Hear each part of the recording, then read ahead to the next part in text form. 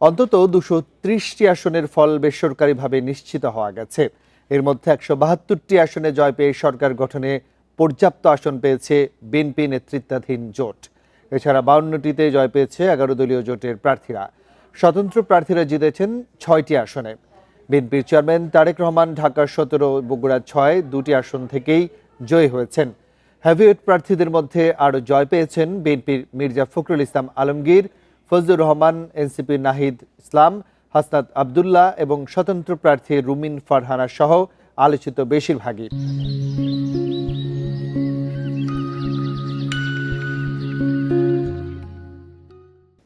এদিকে আলোচিতদের মধ্যে পরাজিত হয়েছেন জামায়াতে ইসলামীর সেক্রেটারি জেনারেল মিয়া গোলাম পরওয়ার, শিশির মুনির ও এনসিপির সার্জিস আলম। বেসরকারিভাবে প্রাপ্ত ফলাফলে চট্টগ্রাম 11 আসনে বিএনপির স্থায়ী কমিটির সদস্য আমির খসরু মাহমুদ জয়ী হয়েছেন।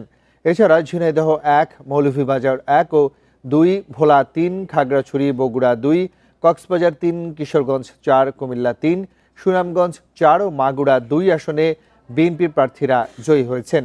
বিএনপি জোটের পটুয়াখালী 3 আসনের প্রার্থী নুরুল হক নূর জয়ী হয়েছেন।